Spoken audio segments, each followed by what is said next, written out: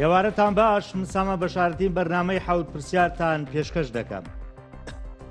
نزیکەی 3 مانگە خەڵکی هەرێمی کوردستان و بە تایبەتی موچەخۆران چاوەڕێی ڕێکەوتنی نێوان هەولێر و بەغدان. دوجار هەولێر ملیدا بە ڕێکەوتن لەگەڵ بەغدا و چاوەڕێ دەکرێت بەغداش ئەم ڕێکەوتنە پەسەند بکات و موچەی موچەخۆرانی هەرێمی کوردستان بنێرێ. ڕێکەوتنەکە هەتاوەکو ئێستاوەی کە ئاشکرایە و باس دەکرێت بەم جۆرێ هەرێمی کوردستان ڕۆژانە 230,000 بەرمیل نەوت ڕادستی بەغدا دەکات و 60,000 بەرمیل ڕۆژانە گل دەداتەوە بۆ پێداویستی ڕۆژانەی خۆی، واتە بۆ نەوت و بانزین و گاز. هەروە لە داهاتی نانەوتیش هەرێمی کوردستان بڕیاری داوە هەموو مانگێک 120 میلیارد دینار ڕادستی بەغدا بکە. بەغدا ئەگەر ئەمە قوبوڵکە ئەویش هەموو مانگێک پابەند دەبێ بە ناردنی نزیکەی 1 تریلیۆن دینار بۆ موچەی موچەخۆرانی هەرێمی کوردستان. ئەو کات ئەگەر ڕێکەوتنەکە کاتی نەبێ بۆ تەواوی ئەم مانگانە تاوەکو تەری ساڵ بێ، ئەوە موچەخۆران هەموو مانگێک لە کاتی خۆیدا موچەکانیان وەردەگرن ئەگەر هیچ پێشاتێکی سیاسی و ناوخۆیی نێتە ئاراوە. هەرچەندە تاوەکو ئێسا ینی لێدوانێکی فەرمی هەم لەلایەن سەرۆکوەزیرانی هەرێمی کوردستان و هەروە سەرۆکوەزیرانی عێراقەوە نییە دەربارە ڕێکەوتنەکە، بەڵام ئەمڕۆ وتەبێژی حکوومەتی هەرێمی کوردستان ئەم زانیاریانەی بڵاو کردو کە گوایە هەرێم بەم ڕێکەوتنە ڕازیە و بەغداش تەقریبەن قایل بووە و بڕیارە سوودانی ئەم وەرەقەی ڕێکەوتنە بباتە کۆبوونەوەی چوارچەوەی هەمانگی کە سەرکردەی شیعەکانە، لەوێ گفتوگۆی لەسەرکەن و دواتر ئەو بڕیار بە یاوە تا کۆبوونەوەی ئەنجومەنی وەزیران ڕێکەکرێ یاوە تا چاوەڕێیەکرێت تا سێشەمەی داهاتوو کە کۆبوونەوەی ئەنجومەنی وەزیرانی عێراقە لەوێ بڕیار لەسەر تەمویلی موچەی موچەخۆرانی هەرێمی کوردستان دەدرێت. جا ئێستا ئەوەی کە بۆ خەڵک گرنگە بەڕاستی ئەوەیە ئایا ئەم ڕێکەوتنە لە مانگی ئەوتا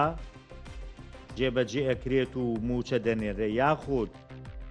موچەی مانگی 5 و 6 بە یەکۆ دەنێرێت بۆ موچەخۆران. ئەمە ڕوون نییە بەڕاستی نیەتی بەغدا چۆنە، خۆ نیەتی هەرێمی کوردستان ئاشکرا و حەزەکات بۆ نمونە 3 موچە بنێرێت و هەرسێکیشی دابشکە، بەڵام جارێ نازانرێت ئایا بەغدا چۆن ئەم موچەیە بۆ موچەخۆران دەژێڕێت. من ئەم ێوارەیە میوانداری زۆر بەڕێز دکتۆر تاریق جەوهەر ڕاوێژکاری سیاسیم کردووە، شۆفەکاری سیاسی لە هەولێرەوە بە شێوەیەکی ڕاستەخۆ لەگەڵەمە بێ. کاک دکتۆر زۆر بەخێر بێتەوە بۆ زووم. ئەگە پرسیارەکەی من بۆ جەنابەتەوە بێ ئایا جەنابەتەوەی کە من باسم کرد ئەمە بڵاو بۆتەوە بەڕاستی ئەمەوێت بەڕێزتان هەندێک زانیاری ورترم پێ بڵێت لەسەر ڕێکەوتنەکە، ئەوەی دەگوتێ زۆر جارەوەی پشتی پەردە کە چی ئەگوزەرێ. فەرموون. زۆر سپاس کاک سامان، ڕێز و سڵاو بۆ جەنابەت بۆ بینەرانی زووم. لە ڕاستیدا ئەوەی ئەمڕۆ ئەوەی جەناب داماژەت پێکرد ئەو پێشهاتەی کە ڕوویدا و دیارە دڵخۆشکەرە تا ڕادەیەکی باش هەم بۆ خەڵکی کوردستان بۆ موچەخۆران هەم بۆ هەنگاوێکی تازەیە گروتینێکی زیاتر بە لێک نزیکبوونەوە لە نێوان هەرێم و بەغدا دێنێتە پێشەوە. بە تەکید تا ئێستا وردەکاریەکانی دیار نین، بەڵام ئەوەی کە هەیە ئەم پێشهاتە نوێیە دەرەنجامی کۆبوونەوەی باڵای نێوان یەکێتی و پارتی کە پێرێ لە هەولێر ئەنجام درا و تیایدا لەسەر کۆمەڵێک بابەت لە بابەتی پرسی موچە و مامەڵەکردن لەگەڵ دۆسیەی نەوت و داهاتی ناوخۆ لەگەڵ بەغدا و داواکاریەکانی بەغدا و خۆگونجاندن لەو بوارەدا دیارە جۆرێک لە ڕێکەوتن کرابوو لە نێوان یا تێگەیشتنی هاوبەش هەبووە لە نێوان یەکێتی و پارتی. هەر لە بەڕۆشنایی ئەمەش دوێنێ سەرۆکی یەکێتی لە بەغدا بوو، گفتوگۆی زۆری لەگەڵ لایەنەکان بە تایبەتیش هەردوو دەسەڵاتی ڕاپەڕاندن سەرۆکوەزیران سوودانی و پێشەویش لەگەڵ فایق زێدان سەرۆکی سوڵتەی قەزایی کردبوو. ئەمانە تا ئێستا وردەکاری دیار نین، بەڵام بە پێی ئەو لێدوانەی کەوتەبێژی حکوومەتتی هەرێمی کوردستان ئەمڕۆ دوای کۆبوونەوەکە ئەنجومەنی وەزیران ئاماژەی پێکردووە، پێدەچێت لێکتێگەیشتن هەبێت، چونکە ئەو دەستەواژەی لێکتێگەیشتنی باس کردووە وەم پێشم وایە ئەوە لێکتێگەیشتنە نەک ڕێکەوتن، تا ئێستا ڕێکەوتن نەکراوە، بۆیە ناکرێ ئێمە لە نەبوونی ڕێکەوتندا مڕاهانە لەسەرەوە بکەین موچەکان ئەمڕۆ یا بەیانی دەگەنە هەرێمی کوردستان. بەڵکو پێویستە ئەو لێکتێگەیشتنە باشەی کە دوێنێ گفتوگۆی چڕ و پڕ هەبووە تا درنگانی شەو لە ئۆفیسی سەرۆکوەزیرانی عێراقی بە ئامادەبوونی سەرۆکی یەکێتی و وەفدی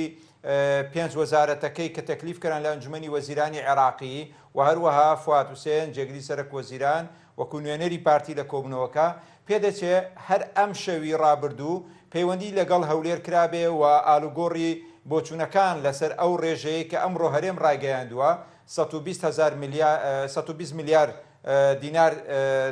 تەسلیم دەکات لە زیاتی 200 میلیارد کە بەغداد پێشتر داوای دەکرد و هەروەها 230,000 بەرمیل ڕۆژانە لە زیاتی 285,000 بەرمیل کە بەغداد پێشتر داوای دەکرد. ئەمانە پێدەچی جۆرێک تەفاهم لە بەغدا شەو بێ، جۆرێک نەرمی لە بەغدا و جۆرێک نەرمی لە هەرێمی کوردستانی شەو بێ، گەیشتۆتە ئەو ڕادەیە کە ئێستا کە جۆرێک لە گەشتبینی هەیە. بەڵام ئەمە پێویستی بەچی هەیە؟ پێویستی بەوە هەیە بە نووسراوی ڕسمی لە ئەنجومەنی وەزیرانەوە لە هەرێم بچێتە بەغدا. دوای ئەوە من پێم وایە بە پێی ئەو ڕێکارانەی پێشتر و ئەو نەریتەی کە سوودانی کاری لەسەر دەکات کە نایەوێت خۆ شەرمەزاری دەنگدەرانی شیعە و هەروەها خەرقی یاسایی بکە،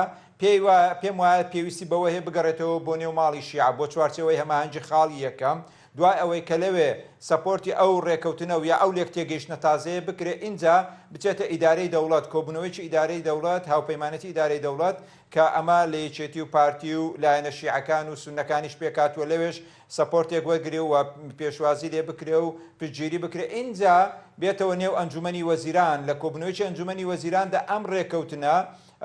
گفتوگۆ یا دەنجی لەسەر بدرێ، ئەگەر هات و هیچ پێشاتێکی تازە و هیچ گۆڕانکاریەک لە هەڵوێستە بەراییەکانی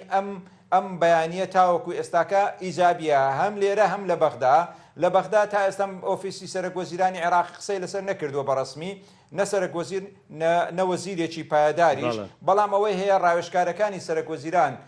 بە ئیجابیان لێکداوەتەوە و تەنانەت باسی ئەوەشیان کردووە ڕەنگە لە هەفتەی داهات و موچەیەک و دوای ئەوەش موچەیەکی تر بێ و ئێستاش لێرە و لەوێ هەندێک لە بەرپرسانی حزبی لە هەرێمیش و لە بەغداش قسە لەسەوە دەکەن کە ئەمڕۆ جارێکی تر سەرۆکی یەکێتی دەگەڕێتەوە بەغدا و لەگەڵ لایەنەکانی تر گفتوگۆ دەکات بۆ ئەوەی هەنگاوە کرداریەکان بۆ ئەوەی ئەو لێکتێگەیشتنە چوارچێوەیەکی ڕێکەوتنی بسپێدرێ تاوەکو بکەوێتە بواری جێبەجێکردن. بەغدا دەیەوێت بەکردەوەی هەرێمی کوردستان ئەمەی ئەمڕۆ ڕایگەیاندووە لە بواری پراکتیکدا جێبەجێ بکە و هەرێمیش لەلایەن خۆیەوە داوا دەکا کە بەغدا لەگەڵ ڕێکەوتن و مۆرکردنی ڕێکەوتنی تازە دەست بە هەناردنی موچەی هەرێمی کوردستان بۆ مانگەکانی 5 و 6 بکە. و ئەوەی کە من تێبینیم کردووەوە ڕەنگە خواستی هەرێم تەنیا موچە نەبێ، بەم ڕێکەوتنە و بەم ئامادەکاری و لێکتێگەیشتنە تازەیە هەرێم ڕەنگە داوای ناردنی بەشە بودجەی هەرێم بکە بۆ ئەوەی خۆی لەم قەیرانە دەرباز بکات، چونکە ساڵانە ئەگەر ئەتوو لەسەر بودجە ڕێکەوتی کێشەی موچە دەکەوێتە نێو گۆڕەپانی هەرێمی کوردستان، ئەو کاتی لێرەوە تۆ دەتوانی بەبێ کێشە و گەڕانەوە بۆ بەغدا وەکو چۆن ساڵانی پێش کە 170 بودجە دەهات لە هەرێمەوە داهاتە پەرلەمان و دابشکاری لەسەر سێکتەرە جیاجیەکان دەکرا و موچەش تێدا بە شێوەیەکی ڕێکوپێک لە وادەی خۆی دابەشەکرا. بۆیە گرفتەکە بەوە چارەسەر نابێ بە لێکتێگەیشتنیەکی زارەکی و تەنانەت ڕێکەوتنیەکی کاتیش لێرە تاوەکو کۆتاییەکانی هەڵبژاردننی مانگی یانزە، بەڵکو ئەمە شتێکی کاتیە، بەڵام لەگەڵ ئەوەشدا بۆ خەڵکی کوردستان زۆر گرنگە هەرچی زووە موچەیەک دوو موچەی شایستەی خەڵکی کوردستان بگاتە دەست فەرمانبەرانی هەرێمی کوردستان بۆ ئەوەی لەو دۆخە ناهەموارەت لێ دەربچن. ئەمە زۆر گرنگەوەی کە جەنابەت باسیەکەی بەڕاستی یانی لێت ناشارمەوە، بە تایبەتی میدیاکانی دەسەڵات ئەم هەواڵە یا ئەم زانیاریان بەڕاستی زۆر گەورەکە. با ئێمە لای خەڵک یا موچەخۆر ئێستا بەڕاستی وای لاتووە بڕوای بەڕێکەوتن و ئەم قسانەیش نەماوە کە وا بڵاو کرایەوە کەەوە ڕێکەوتون ئیدی بەوا دەزانن بەیانی سوودانی بڕیار لەسەر ناردنی موچە دەدا، تەنانەت ئێستا قسە لەسەر دوو موچە دەکرێت نەک یەک موچەیش. بەڵام ئەمەیکە من لە جەنابەت ینی خوێندنەوەی جەنابەت بۆ دۆخەکە و من لێ تێگەیشتوم بەڕاستی ئەمە کاتی زۆریەوێ تاوەکو بۆ نمونە ئەگەر عێراق ینی پێشتر ئەو پێداگریە کرد لەسەر 285,000 بەرمیل ئەمە جگە لەوەی کار ئەوێ دۆسی نەوت بە تەواتی ڕادستی کە هەرێمی کوردستان ئیدی ئەگە 400,000 بەرمیلە بگاتە 500 بەپێی کات و مروری زەمن بەڵام ئایا بەم ڕێکەوتنە بەم ژمارانە عێراق ڕازیە بێ کە ئیدی لە ماوەیەکی کووردا بڕیا لەسەر موچە بدرێ یا بەڕاستی کاتێ بێ وەکۆی کە ئێمە 3 مانگە چاوەڕێین ئەم هەفتە بڕیار دەدا نەخێ موچە دەنێرێت وەڵان نەینات ئەمە بۆ خەڵک زۆر قورسە کاک دکتۆر. بەڵێ بەڵێ بەڕاستی ئێمە کە قسە دەکەین پێویستە ڕاشکاوانە وردەکاریەکان خوێندنەوەی واقعبینانە بۆ بابەتەکان بکەین چونکە وەکو باسم کرد ئەمە لێک تێگەیشتنە ئەمە ڕێکەوتن نییە جارێکی تێ تەکید دەکەینەوە ڕێکەوتن نییە خۆی ئەمە گرنگە بەم نەهجەوە بکرێت نەکەوەی هەموو شتێک کۆتایاتوە نەخێر هەموو شتێک کۆتایی ناتەوە بەڵام دەکرێت برێ ئەم جارە ئەم زمانی لێک تێگەیشتنە باشترە و ئومێدی جۆرێک لە ڕێکەوتن هەیە بەڵام ئەمەش وەکو باسم کرد پەیوەستە بە پەرچەکردداری چوارچەوەی هەماهەنگی و بەڕێز سوودانی و کابینەی وزارەتەکەی هەتا نەچێتە نێو کابینەی وزارەتەکەی و چوارچەوەی هەماهەنگی ئۆکەی لەسەر نەدەن و ڕەزامەندی لەسەر نیشان نەدەن من پێم وایە مەرز نییە بەو گەشتبینیە باس لە ناردنی موچە بکەین بە ئاسانی بەغدا موچە نانێری بەڕاستی تەنانەت لەوەی کە ئەمڕۆ هەرێم کە هەرێم نەرمێکی زۆر باشی نواندووە لە بابەتی گەیشتن بە ڕێکەوتن لەگەڵ بەغدا کە ناکرێت ئەمە نادیدە بگیرێ هەرچەندە بەداخەوە لە سۆشیال میدیا و لە هەندێک پیجی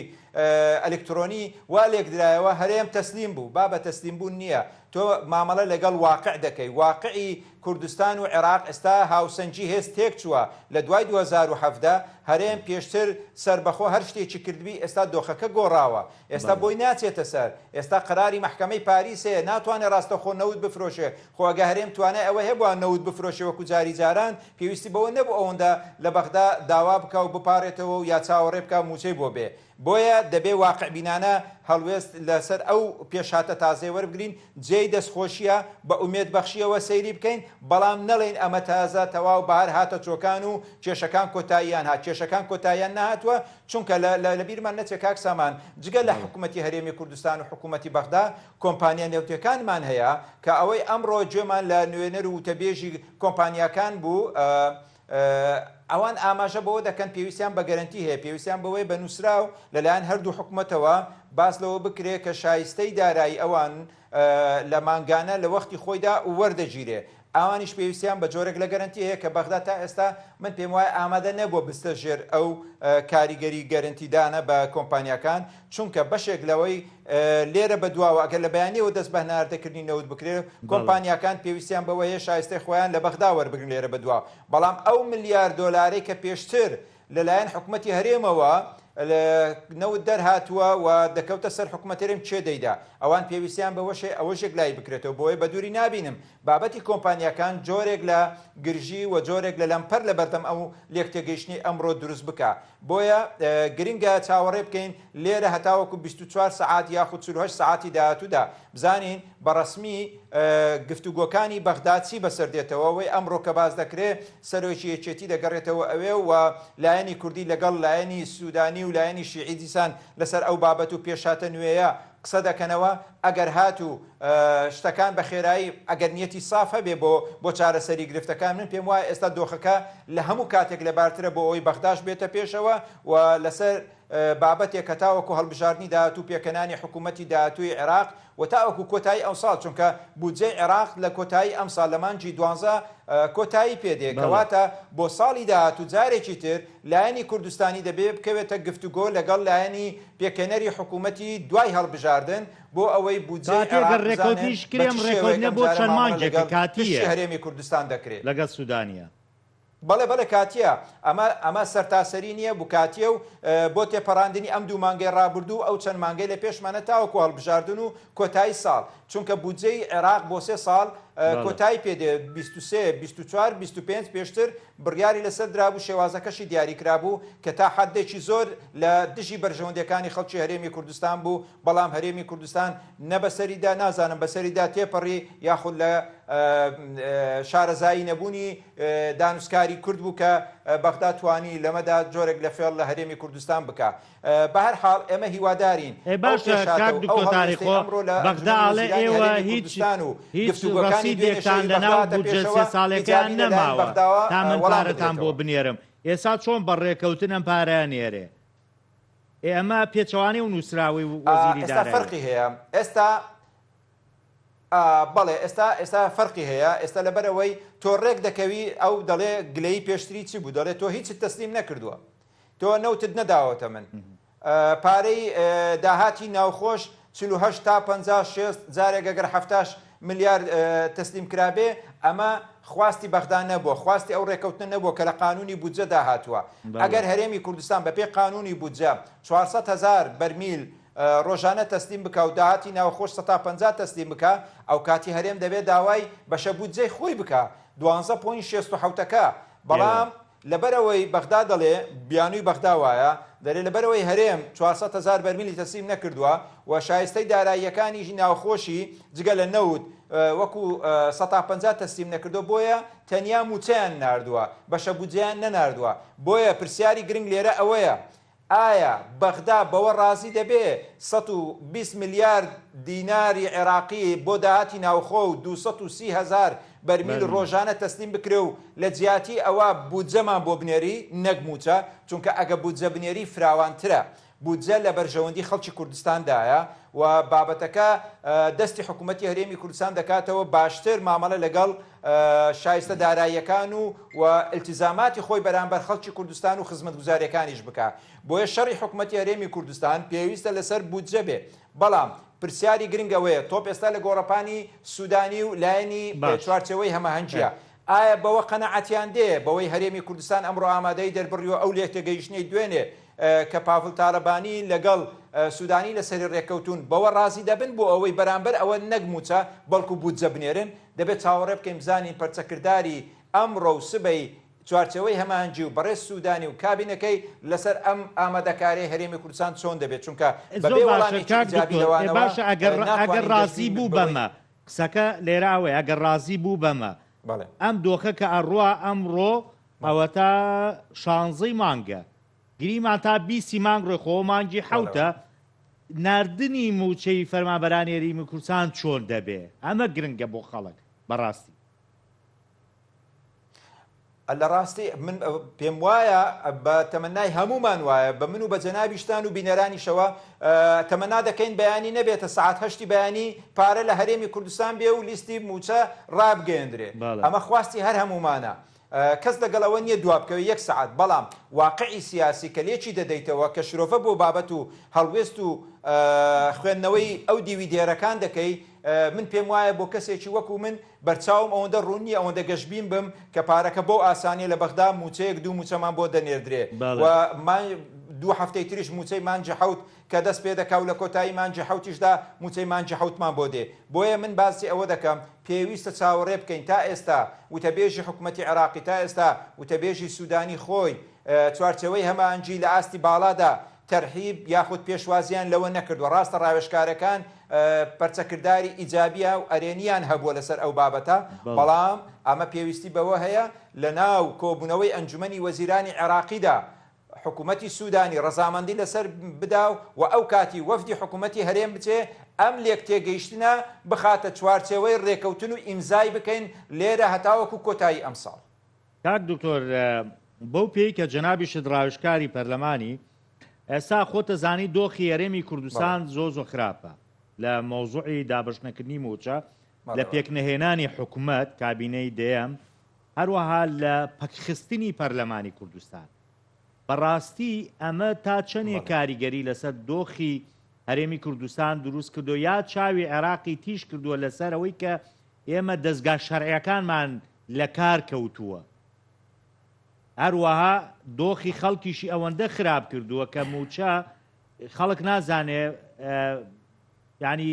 بە سوێندی کامیان بڵێ ئامین بەغاڵێ خەتارێمە هەرێمەڵێ خەتای بەغدایە لە جاتی ئەوەی هەردوو حیزب پارتی و یەکێتی کۆ ببنەوەکو حیزب ئەم باسی ئەم کێشانە بکەن باشتر نەبوو لە ناو پەرلەمانە فراکسیۆنە کوردستانیەکان بە یەک دەنگ و یەک ڕەنگ گفتوگۆ بکەن و قسە بکەن و کۆ ببنەوە و بڕیار لە مەسیری میلەت بن. کاک سامان خۆت دەزانی و خۆشت لە پەرلەمان بوو ێزانی کاری پەرلەمانی پێویستی بە لۆبی و بە قورسایی دەنگێ لە نێو پەرلەمان حەزبی کورسیەکانت ڕۆڵی پارتەکە دیاری دەکات لە نێو پەرلەمان لەبەرەوەی هاوچێشەی نێو پەرلەمان ئەم جارە وەکو هاوچێشەی 4 ساڵ بەر لە ئێستانە هیچ لایەنێک ناتوانێت بە تەنیا 50 زایدیەکی یاخود لەگەڵ پێکاتەکان 50 کۆیەک مسۆگەر بکە بۆیە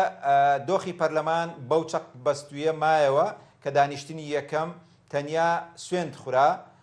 لە بەردەم بە تەمەنترین ئەندام و دوای ئەوە خاڵی دووەم هەڵبژاردننی دەستەی سەرۆکایەتی ئەنجام نەدرا تاوەکو خاڵی دووەمیش کە دەستەی سەرۆکایەتی هەڵنەبژێدرێ ناتوانانی بچینە سەر هەنگاوی دووەم کە ئەویش دەستنیشانکردنی یا هەڵبژاردننی سەرۆکی هەرێم و پاشان دەستنیشانکردنی بربژێری لیستێکە بۆ پێکەنانی حکوومەت لە ماوەی 30 ڕۆژدا. هەتا ئەوە نەکرێ ئەمەش دەوەستێتە سەچی دەوەستێتە سەرڕێکەوتنی سیاسی پەرلەمانی ئێستا بە دۆخی ئێستا نەبوونی دەستەیەکی سەرۆکایەتی نەبوونی لێک تێگەیشتن لە ناو پەرلەمان ناتوانن بە تەنیا دابنیشن بە هەتا ئێوارە لەگەڵ یەک هەموو لیستەکان دابنیشن پەرلەمانتاران بە یەکەوە دابنیشن لە چوارچێوەی ڕاوێژکاری ناتوانن هیچ بڕیارێک بدەن کاریگەری لەسەر هێز و لایەنە سیاسەکان دروست بکات. واقعی کوردستان وایە پێویستە ڕێکەوتن و هەماهەنگی و سازان لە دەرەوەی پەرلەمان بکرێ ئەوجا ئەم ڕێکەوتن و سازانە بێتەوە نێو پەرلەمان بۆیە ئەو دیدارەی کە 2 ڕۆژ پێشێستا لە پیرمام لە نێوان یەکێتی و پارتی لەسەر ئاستی باڵا ئەنجامدرا من پێم وایە هەنگاوێکی باشە بۆ ئەوەی لێرە بەدواوە ئەو بەستەڵەکەی ساردی و سڕیەی لە نێوان سەرکردایەتی هەردوو لا هەبوو بتوێتەوە و تۆزێک لە گەرموگوڕی بخاتەوە بەرگفتوگۆکانی پێکەنانی حکوومەت لە نێوان یەکێتی و پارتی چونکە ئەو دوو هێزە بە حکمی کۆمەڵێک پێوەری مێژویی و واقعی و جوگرافی و سەربازی و ئابوووریەوە ئەوان بڕیاردەرن لەسەر چارەنووسی ئەو هەرێمە ئەوان بەرپرسیارن لە چاک و خراپیەکانی ئەو هەرێمە ئەوان بەرپرسیارن لە دەستکەوت و شکستەکانی ئەو هەرێمە بۆیە هەتاوەکو ئەم دوو هێزە ڕێک نەکەون پەرلەمانی ئێستا ناتوانێت کارابێتەوە ناتوانێت دەستەی سەرۆکایەتی هەڵبژێردرێ چونکە ئەوان زۆرینەی کورسەکانی پەرلەمانیان هەیە 23 بە 39 خراپەکانی لەسەر هەرێم چییە بێ ینی کاک دکتۆر بەڵێ بەتەکیت لێکەوتەی خراپی هەبووە پێشتر لە 2 ساڵی ڕابردوو لەوەتی بە قەراری محکەمەی اتحادی پەرلەمان هەڵوەشایەوە و بێ پەرلەمانین و حکوومەتیش بووە حکوومەتی کاربڕێکەر بەتەکیت پێگەی هەرێمی کوردستان لاواز بووە بەتەکیت دەسەڵاتی چاودێری لەسەر دەسەڵاتی جێبەجێکردنی هەرێم کە حکوومەتی هەرێمە لاواز بووە و نەماوە بۆیە حکوومەت بە ئارەزوی خۆی کار دەکات بڕیار دەدا بەبێ ئەوەی دەسەڵاتێک هەبێ لێپێچینەوە و چاودێری بکە لەسەر ئەدای ئەو حکوومەتە هەرچەندە حکوومەتی کاربڕێکەرە بەڵام ئەگەر پەرلەمانێک هەبووە ئێستاکە دەیتوانی پەلە بکە لە کۆتایی پێێنان بە حکوومەتی کاربڕێکەر و پێکەنانی حکوومەتێکی تازە ئەو کاتی حکوومەتی تازە بە بەرنامەیەکی تازە بە استراتێژیەتێکی تازە دەیتوانێت بچێت لەگەڵ بەغدا لە پێگەیەکی بەهێزترەوە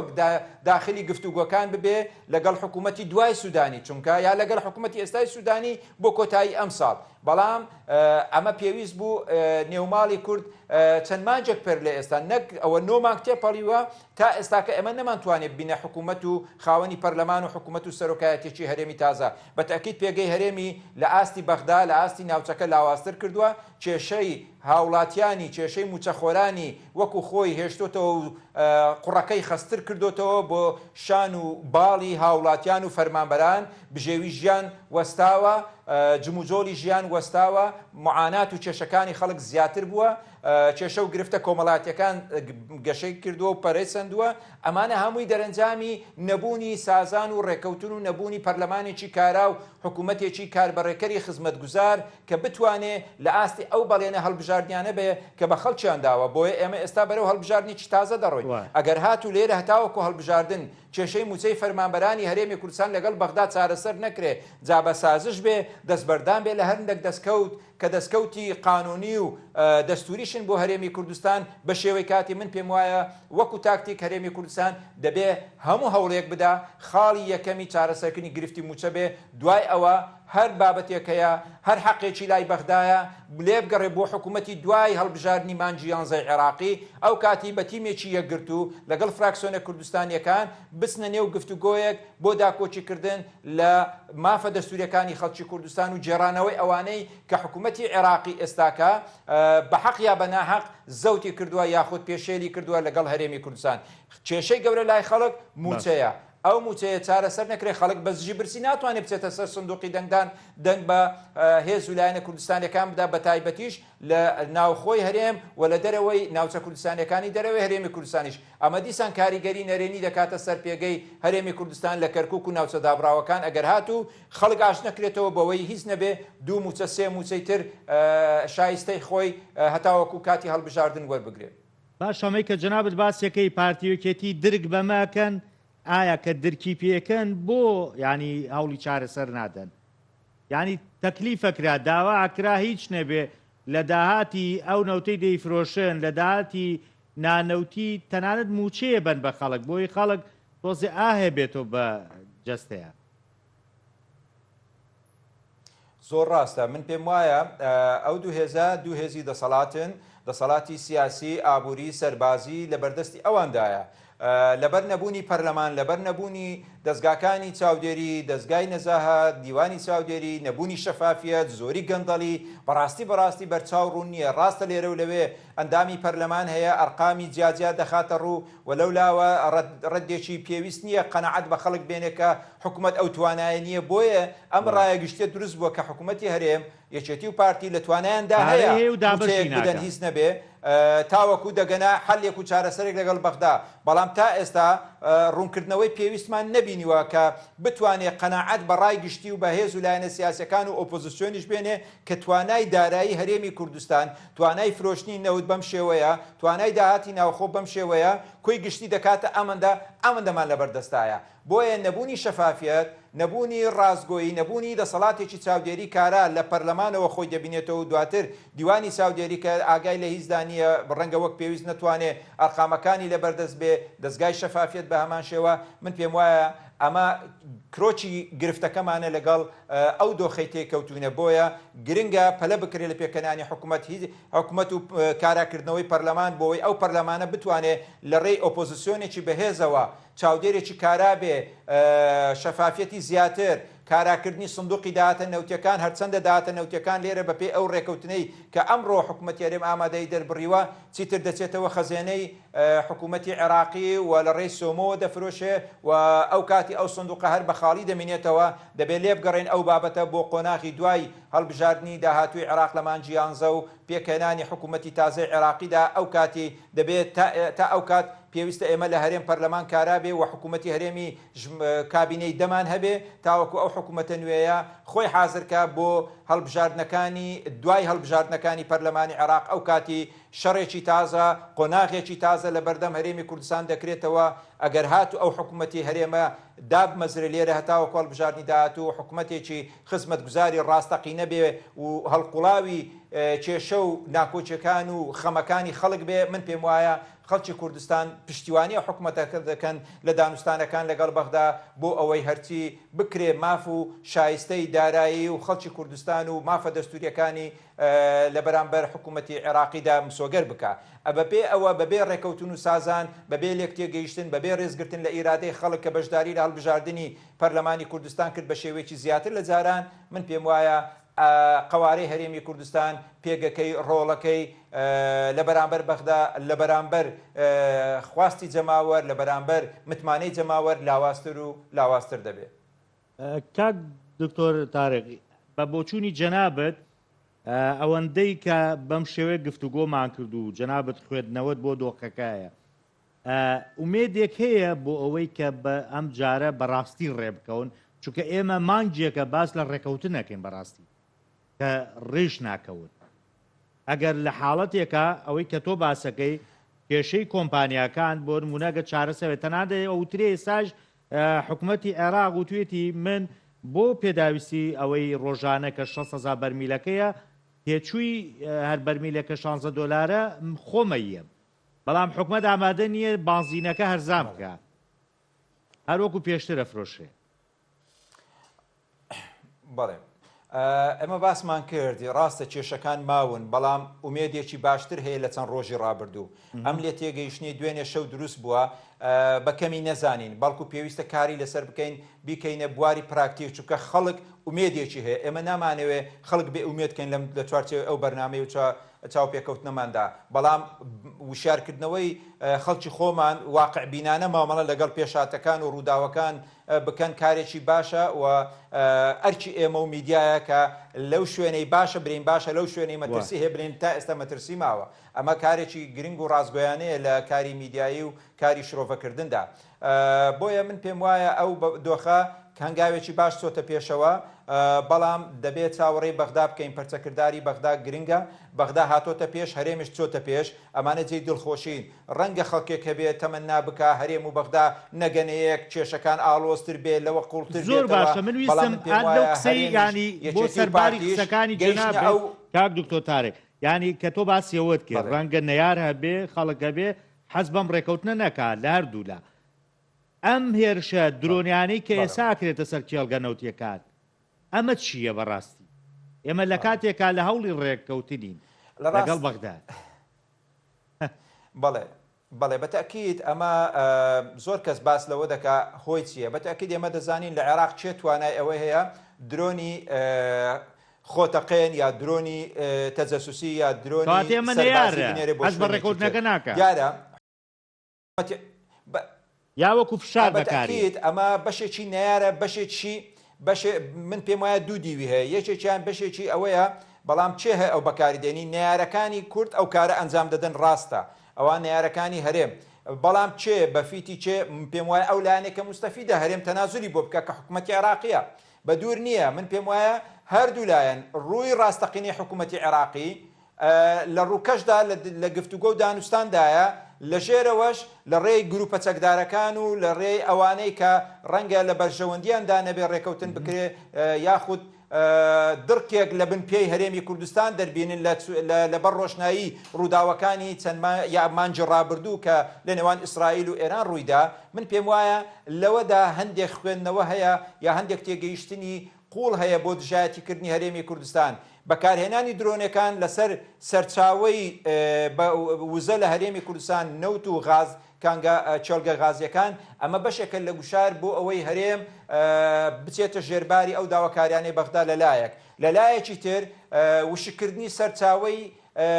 داهاتە بۆ هەرێمی کوردستان ئەگەر هاتوو ئەو هەڕەشانەی کە لە هەندێک لایەنی هەرێمەوە لە بەغدا دەکرا کە گوایە هەرێم بەبێ گەڕانەوە بۆ بەغدا جارێکی تر دەست بە هەناردەکردنەوەی نەوت دەکا بۆ ئەوەی هیچ کۆمپانیایەک نەتوانێت بەبێ گەڕانەوە بۆ بەغدا و ئەم پەیامێکی بەغداشە بۆ کۆمپانیەکان بەبێ ئەوەی لەگەنە من ڕێک بکەون ئێوە ناتوانن و بەرهێنان لە کەرتی نەوتی کوردستاندا بکەن چونکە ژینگەکەی ئارام نییە ئەمە پەیامەکان ڕوونە هەم پەیامی بەغدا ئەوەیە کاک دکتۆریانی ئەم ساتێ جەنابەت قسەی تیاکەین حەزەکەمەوە بە هەر زانیارێکیش بێ بۆ جەنابەت هێرشێکی دیکەی درۆنی کراوتە سەر کێڵگەی بەعادرێ لە قەزای شێخان ئەمانە سیر نین بەڕاستی بەڵێ ئەمانە کاک سامان ئەمانە حکوومەتی عێراقی لە دوێنێەوە بەڕێز سوودانی بەڵێنی داوە لە هەرچەندە ئەمریکا ئیدانەی کردووە هەرێم ئیدانەی کردووە بەغدا خۆشیان لە ڕێی سوودانیەوە باس لەوە دەکەن کە دژی بەرژەوەندەکانی خەڵکی عێراق لە ڕێی ڕاوێژکارەکانیەوە دژی ئابووری عێراقە بەڵام کاری کردەیی لەلایەن بەغداوە نەکراوە بۆ ڕێگریکردن معقول نییە بەغدا ئاگای لەوە نەبێ ئەو درۆنانە لە چێوە دەتەقێ چێ دەینێرێ بۆ لێدانی ئەو دەزانێکم درۆنانە هەڵەیات و یانهێنێ و یان تەقێنێتەوە چاک دەزانێ بەغدا چاک دەزانێت دەسەڵاتی نییە بۆ بەغدا چاک دەزانێت بەغدا خۆی بەغدا دوو ماسچی هەیە ماسچێکیان لە گفتوگۆدایە ماسچێکیان ئەو گروپە چەکدارانە بەکاردێنێ کە خۆیان درۆنیان داونەتێ بۆ ئەوەی گوشار لەسەر هەرێمی کوردستان و کۆمپانیەکانیش دروست بکەن چونکە ئەم پەیامە هەر گوشار نییە بۆ سەر وەکو حکوومەت بەڵکو گوشارە بۆ سەر کۆمپانیەکانی نادەین بەڵێ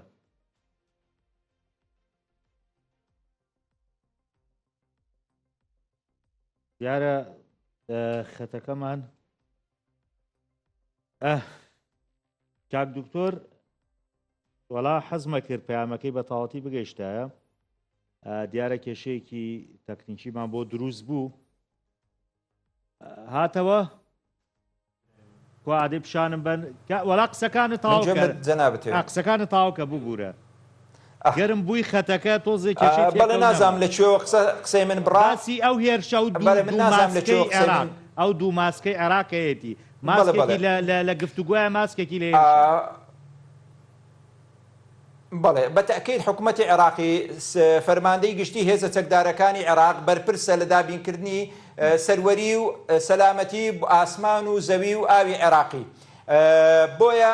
ئەو ئاگای لە هەموو وردەکاریەکەیە لەسەر فرۆشتنی نەوت و داهاتەکانی ناوەخۆی هەرێم بە ئەرقام و شتدایەتی هەر جموجۆڵێکی هەرێم دەیکا لە ڕووی سەربازی ئەوانە دیارە و ئەو جموجۆڵی سەربازیشی هەبووە لەسەر زۆرێک لە ناوچە سنووریەکان لە چێلگە نەوتەکانی کێستا لە بەردەستی هەرێمدا هەیە ئەمانە گوشارن جۆرێکن لە گوشار بەغدا بەکاری دێنی گوشاری دیبلوماسی گوشاری سەربازی و ئەمنی و هەروەها گوشاری ڕێکەوتن لەگەڵ کۆمپانیەکان و هەڕەشەکردن لە کۆمپانیەکان بە هەموو شێوەیەک بەغدا دەیەوێ سێکتەری نەوت لە هەرێمی کوردستان وەرگێتەوە بەخۆشی یا بە ناخۆشی چونکە دۆخی ئێستا تێکچوونی هاوسەنجی هێز لە نێوان هەرێم و بەغدا وای کردووە ئێستا بەڵانس بەلای بەغدادایە لە قۆناغەکانی پێشتر هەرێم باڵا دەستتر بوو بۆیە نەدەچۆ ژێرباری تەسلیمکردن ئەوەی ئێستاش ئەمڕۆ هەرێمی کوردستان کردوێتی بەشێکە لەوەی هەستی بەو مەترسیانە کردووە هەستی بەوە کردووە گوشارەکان فرە گوشارن لە ئیقلیمی و لە ناوخۆ و هەروەها لە ناوخۆی جەماوەریش کە کێشەی موچەی فەرمانبەران هەیە ئەوە یەکێکە لە گوشارە هەرە گەورەکان کە هەرێمی کوردستان ناتوانێت مامەڵەی لەگەڵ بک بەتەنیا بۆیە ناچارە لە پێناوی چارەسەرکردنی کێشەی موچەخۆران دەبێت سازشی نەرمتر بکە ئەگەر هاتوو وەکو ئەوەی لێ هات پەرداخە ژەهرەکەش بخواتەوە دەبێ بیخواتەوە بۆ ئەوەی چیتر خەڵکی کوردستان لەو تاڵاوی ژەهر کێشتنی بێموچەیە نەناڵێنن. گەلێک سپاس کاک دکتۆر تارێک جەوهەر شۆڤەکاری سیاسی کە لەگەڵم بووی. زۆ سپاس بۆ جەنابتان زۆ سپاس بۆ ئێوەش کە تاوەکو ئێستا بینەری بەرنامەکە بەخواتان ئەسپێرم خواتان.